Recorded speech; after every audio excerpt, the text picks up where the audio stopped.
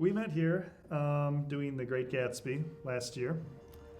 And ironically, our characters were having an affair in the show, so we had to get very close very fast. I think one of the first blocking things I had to do in rehearsal was to try and seduce you. So it was a very quick sort of getting to know each other very fast. Well, we both showed up at auditions for Sherlock Holmes' Final Adventure back in 2013, and my first impression of Spencer was watching him audition and then talk when he was done with his audition, and I leaned over to my friend and I whispered, wow, he's really committed to the character. He's keeping his British accent off stage. So that's what I thought at first. And lo and behold, he's kept it ever since. Ever since. Well, we met in the fall of 1999, No, wait, you know the date. October 7th, 1999. He still has the little audition notice card somewhere. Yeah, He hung on to it.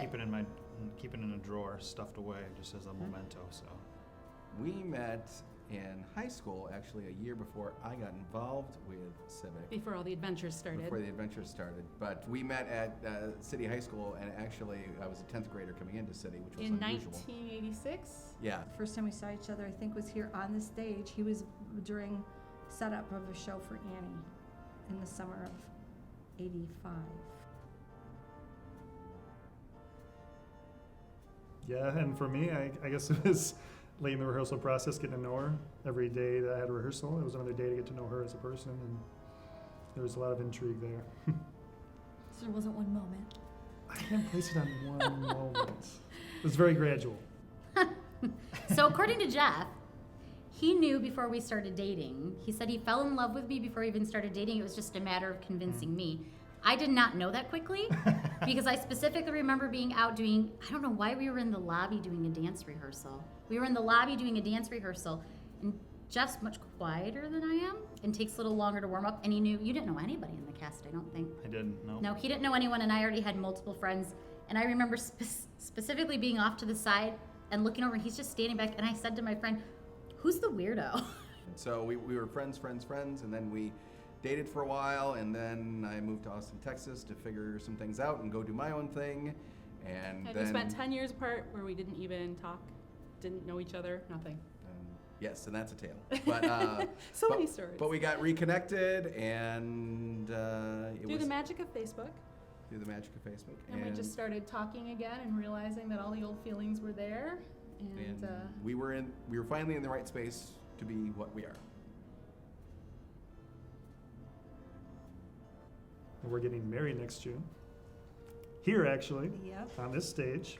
Got engaged over the summer, and we actually just took our engagement pictures last week, and so we will be getting married here next June, and we're excited to start our lives together. Yeah. Yeah, so I started going and teaching, and we just ended up hanging out more and more, and it got to the point where that's pretty much all we wanted to do, was hang out with each other. So we did. And then I asked her to marry me, and thankfully she said, well, she didn't say yes, actually. She said absolutely, which was far better. I hope so. I know so. Our official dating date was Thanksgiving that year. November 25th. Go figure. November 25th of 1999. And we got married on November 25th of 2000. Our 1-year dating anniversary. Yep. So it's been almost 16 years of marriage. And so it's easy for him to remember 16 years of marriage Yeah. and 17 years And it's exactly together. 1 month before Christmas. So Yep. Easy to remember. He if I can't. forget, I'm really in You have trouble. no excuse. That's right. No excuse at all. we got married on the stage here, and that was absolutely incredible. It's a blur for me. Other people tell me things about it. No. But it was incredible because entire theater community packing the auditorium. I don't really like being on stage anymore. It makes me uncomfortable, but there I was. And I will never forget the image of her walking down the aisle with Paul on her arm, walking her up. It was amazing. It was a beautiful day, and we had some theater people sing, and we went to one heck of a party and just had a great time. And we did My Fair Lady with Junior Bailey Right. as My Fair Lady. And we just did a whole bunch of shows here at Civic then the next year together. And then we got engaged and we were married like a year later.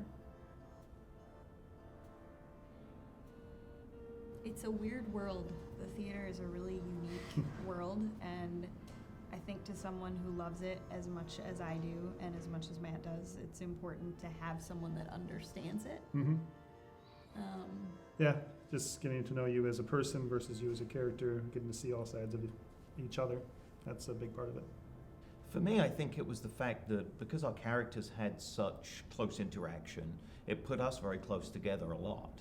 And we had to trust each other in that circumstance. You know, if something goes wrong in a scene, you have to completely trust the person opposite you that they're going to bring the scene back. You know, it's not going to stall and look awful. So you get that element of trust with each other. And then when you're already playing a romantic interest, there's a closeness that develops. And, you know, while for us at that time it was friendship, it certainly blossomed into far more. You become so close, you spend so much time with each other, you get emotional in ways you didn't expect. You're vulnerable because you're showing a side of you that people may not see, but at the same time, you really feel like you can be yourself. Theater's such an open, it's such an open group of people who are willing to accept anyone. So you learn a lot about people while you're there. I learned he wasn't a weirdo. I mean, actually, no, he's still a weirdo, but he's my weirdo. The feelings when you're working in theater are very intense. You're in the trenches with people, you're trusting them.